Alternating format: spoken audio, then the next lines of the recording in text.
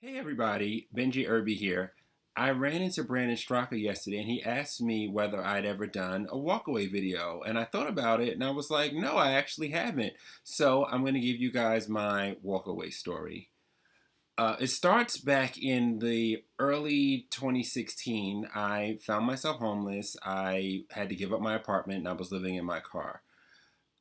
During that time, I met this guy and we had begun to date. He was a little younger than me. He was doing really well for himself, had a really nice apartment, dog. He was, really just doing it here in the city. And as we, went on to date and went on and got closer, I eventually ended up moving in with him.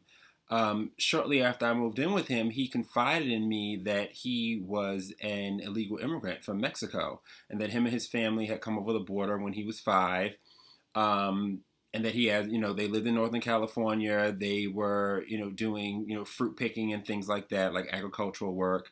And he was even telling me about how his brother had been deported and they brought him back 3 times. They raised the money to bring him back. And he would just tell me different stories about how the law enforcement in California going with, illegal immigrants and things like that was just very lax. Um, and as time went on, and we kept on going, kept on dating, and we got to that summer, I'll never forget it actually, July 2nd, 2016, we were having an argument, and I was just feeling that the whole world was against me, the whole wokey thing of, the white man trying to bring me down, and the police and the system and all this stuff that I just felt like was just, against me as a black person in America. And he looked at me in the midst of the argument. We were in the car, and he said to me, "Well, you know my story. You know how I got here. When I was 5, came over the border. How I have fake social security number, went to college, built my life, did everything I had to do. Regardless of what circumstances I had to deal with. So, what's black people's excuse?" And in that moment, my first thought was to be angry, but then I thought, you know what? He's absolutely right. Like, what is black people's excuse? How can people come here who've just gotten here and came with like a third grade education and the clothes on their back, not even supposed to be here legally, and are doing better than, someone like me and many others like me who are, black American descendants of slaves, the people who have been here for generations, for hundreds and hundreds of years. How can people be coming over the border, yesterday and be doing better than us in like less than a generation? So it really caused me to think of my politics, what I was voting for, who I was voting for, what I was supporting, and just looking into what is it that they see in America that I don't see. They see a land of opportunity, but I see a land of oppression. Where these thoughts come from, who's teaching us this, how am I feeling this way?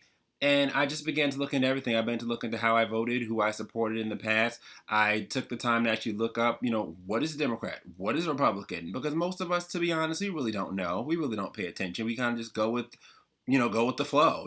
This guy's racist. This guy's not racist. He's for the blacks. He's not for the blacks, whatever. And this is kind of what we've always done.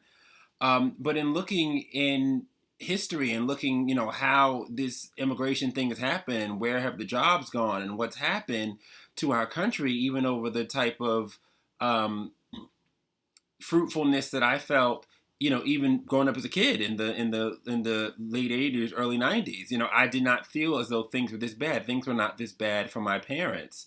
I mean, I was raised, in a traditional household with, married parents who were still together, and my father worked one job, and he was able to, support everyone.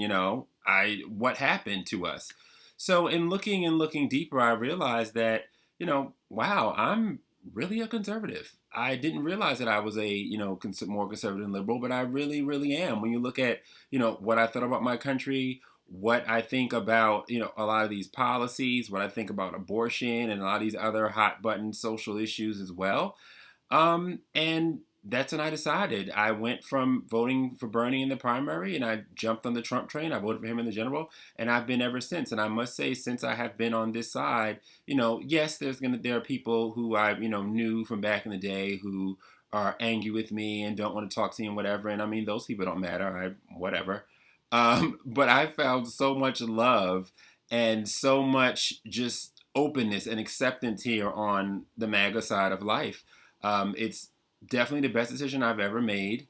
I feel more empowered and open with my life, and my life has done a total 180 from that time. And I've been building, and I'm still building, and I'm happy and I'm hopeful. And I don't think that there's some great white boogeyman who's out to get me every day. And it's nice to be able to say I lean on myself and I build myself, and I've taken myself from homelessness to having a home and owning a business and just doing much better for myself, and going out now and doing the little TV stuff that I do, and going and talking about conservatism and just how it has just changed my life and has changed the lives of so many people around me.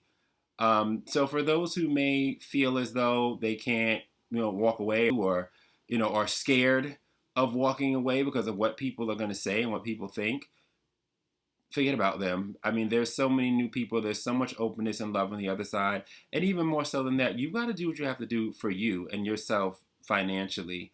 This country is being run down by illegal immigration. And for black men like me who don't have a college degree, this is like our number one competition. And I'm seeing slowly but surely that black people are starting to see that. And it's not a one-sided thing, because yes, the Democrats want them for the cheap votes, but many of our Republicans, outside of our lovely president, Uncle Don, President Trump, they want them for the cheap labor. So it's an onslaught on both sides. It's up to us American patriots to stand together against this scourge of illegal immigration, because nothing against my ex-boyfriend, nothing against his family or anything like that, but this is America. This is our country, and the people of this country should come first. It's very simple. So that's why I walked away. I did vote for Donald Trump in 2016, and I am super excited on this day of him re-announcing his candidacy for 2020 to vote for him once again. Thanks so much, everybody. Be sure to follow me on Twitter at RealBenjiIrby, and walk away. Every journey of 1,000 miles begins with one step. You know that this is effed up. Let's take that first step today.